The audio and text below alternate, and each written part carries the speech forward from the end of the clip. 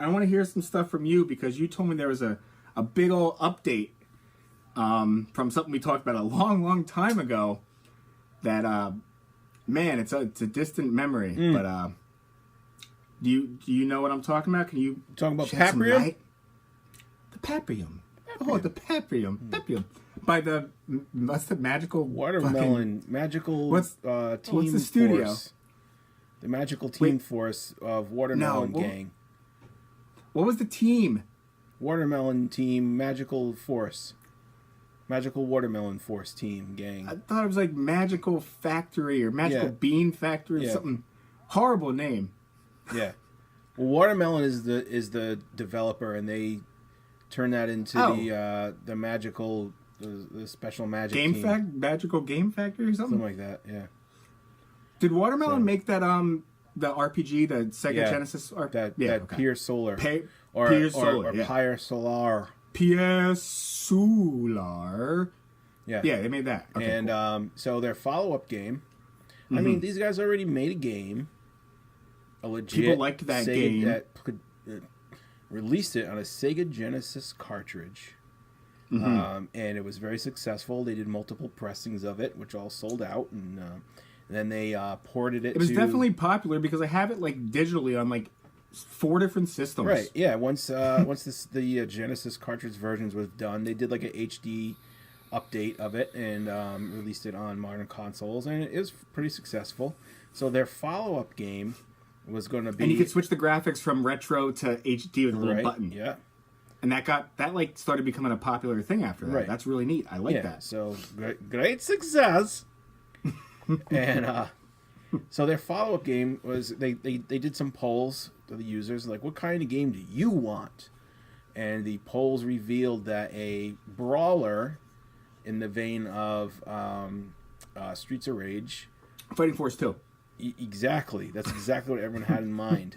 And an RPG element, such as Quest 64, would be perfect. The best. Yeah. The best questing I did was on Quest 64. Right. So Quest 64 and Fighting Force. The name gives you such an insight of what kind of game you're going to be playing. Yeah. 64, not quests. 64 quests. Yeah. So that was going to be the follow-up. They're like, oh, okay, we're going to make this brawler that you decided, but, did we really decide? Was it our choice? Or is that what it wasn't. So they're going to make the biggest Sega Genesis cartridge that ever lived and make the most glorious 2D brawler that ever existed on the Sega Genesaurus that would exceed any quality standards, and that would obliterate the bar set by any other game. And for a beat 'em up, right? For a beat 'em up, which has been a dead genre Genesis for hardware, decades. that the Genesis hardware could run. That's the key. So gotcha. And they showed some early screens of it, and there's huge characters and all this detail and colors and you were excited. Yeah, and I mean, you liked it. I'm not a developer, but even then, I'm like, that looks a little too slick for a Genesis to handle. But hey, you throw some extra chips in there, you mess with the dithering a little bit, and who knows what they can come out with. So I'm interested to see what. Why are they restricting themselves for it to run on Genesis hardware? Is that just like a thing that became their thing? Good question right out the gate. Yeah, that's a great. Yeah. That's a great question. But because realistically, who the fuck's going to be playing on a Genesis? Not a very small percentage of people. So this is going to be their next project, and so they did it's like a Kickstarter. Mm-hmm. They did a crowdfunding, but they decided to do it on their own terms, and they started their own magical special game factory people. And did they give you like jelly bean gems? Or something? They gave me those gems. Remember those gems? They gave you gems because the game was like delayed and they weren't giving you straight answers. Well, it almost seemed like an auto response, right? You crowdfunded it. You invested in those gems, and whatever money you put in translated to gems, and then you can allocate those gems into how you want to fund your game, and apparently you get those gems back to allot into something else at some point. But as you remember, the last time I talked, for me to learn about how all that worked, was a Yes. fiasco of customer service because I had no idea. It had been so long since I gave them money. I didn't remember if I paid enough to get a download of the release or ultimately what turned out I put in $5 and I don't even know if that guaranteed me a pre-order. I had no idea what that gave me. And apparently they didn't either. They had no idea what that gave me. Yeah. I had 5 of those gems. That's what they call them. I always refer to them as those gems. Like they're the type of gems, like, you know, quartz gems or ruby gems or semi-precious gems. They're called those gems or these gems. Man. In all caps, gems. So with my allotment of those gems, with the money that I put in, they apparently whisked away to develop this vaporware. Because apparently they claimed at some point that we were going to be getting a Neo Geo quality game on the Sega Genesis, which we all know is impossible. Whoa. If it was, Neo Geo ports would have been this good. But we all know the hardware is incapable. So Yes. after many delays, and they finally dropped the bomb that this just isn't going to be coming out at any point that anyone expected, and they blamed it on PayPal. They said Yes. PayPal was not releasing funds. they said their money was right? tied up in PayPal, and said, you know, guys, it's going to take us a few months to get this money straightened out from PayPal, so just sit tight. And as soon as PayPal decides they're going to give us money, we're going to continue working on this game. So don't you worry. But for now, we're just sitting around on all these gems. Yeah, all this pile of gems that is magically creating this game for us is you know, it works. The gems work. PayPal is the one that you need to call and complain to, not us. And we call the big old Bravo Sierra on that one. And we were right. Surprise, surprise. They had a launch party for a game that barely exists. The tech demo that they ran, they said that the music was complete a long time ago. So they ran a tech demo with no music, no enemies. Well, they don't want anyone to hear the music until Right. they've finished. But this is supposed to be the reveal. Oh. Silence is golden, Chris. And it wasn't even running on a Sega Genesis. And on it goes. And it looks like there's just... This is becoming a common thing for a lot of these small little Kickstarters. But what's crazy is they already did it once.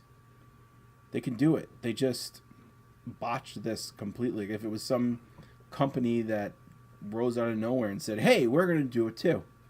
Give us some money and we're going to make some Genesis games. Promise. Or did they not make really any profits for themselves on the last game, and they were like, hey, with our recognition now, let's be some shisty little That's sneakses possible. and get some free money. Or and maybe they just trick did all get our the money people. and they decided to live a little large, and they lived a little too large. And but there's just been weird stuff going on with their main programmer guy being a little pompous and disappearing and working when he wants to. And Now this was about a year ago, I think. It feels like since we talked about this last. But you told me that there is an update since then. Right. I mean, that's kind of where we're getting at. That they had this reveal, and The reveal is more current. Mm-hmm. Okay. And it's just a debacle. It's looking like now that this game is just not gonna materialize. So what they're showing from this reveal is Trash. probably what they should have. That's a tech demo that they would probably show the first time they announce it. Yeah. And they're a year in. Yeah, there's some fuckery going on for sure. And there's no talk about when this game is gonna come out. Refunds, I mean, it's a simple game. Well, it's too big for a Sega Genesis, obviously. But But the scope of the game could be handled by a group of 12 people. Right.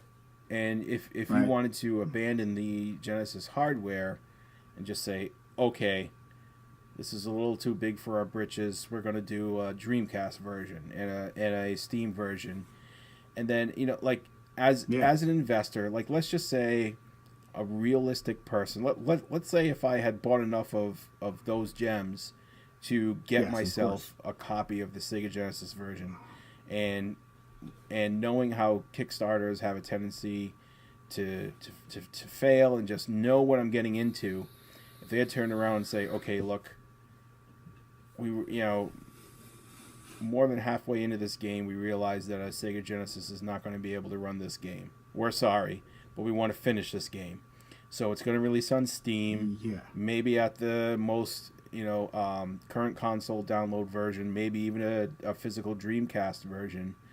And we're going to make a Genesis port that's going to be a lesser standard. I'd be happy with that.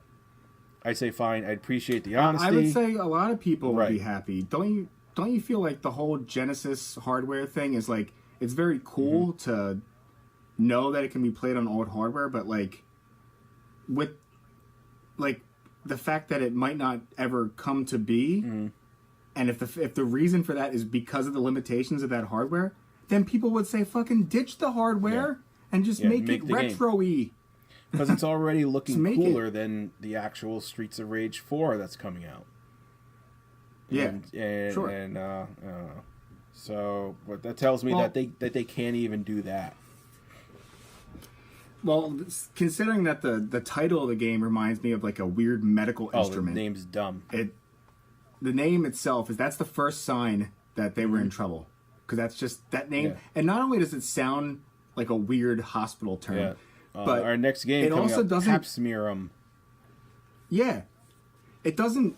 I mean, I don't think a title really needs to necessarily like link what you're getting into like genre wise, but that is so far from what I would ever think. When I hear of Paprium, I would think of something like Spore or like some weird ass little like creature creation game or something. Alien-ish. I don't know. Yeah. Not a beat 'em up. Mean? I don't know. It sounds alien. It does.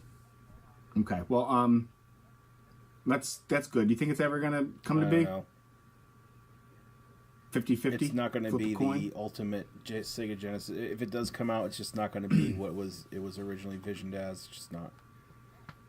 Oh, since I wanted to ask you, because this is a good follow up. Did you play the new Toe Jam and Earl? No, and I did have it kickstarted, and I had a copy coming to me, and then when they released the codes, I didn't get one, and then I messaged them, and they told me I think the credit card I gave them updated since then with a new expiration date, so they went to charge me and then send it, and it failed, and they were like, "So they said, oh, just update your credit card and we'll give it to you," which I just haven't done yet. So it's not on them.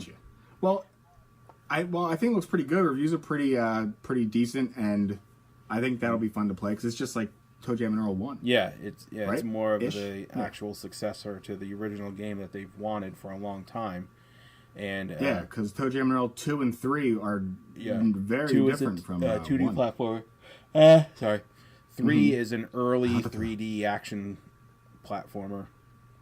That was on the original Xbox, and like it was okay. So it was It's got that alien girl with dreads. 2 wasn't good either. Like, I mean, 2 wasn't bad. It was a fine platformer, but like it looked cool. I remember I exactly. I got that when it came out. I was a little guy, but I remember that it wasn't as neat as.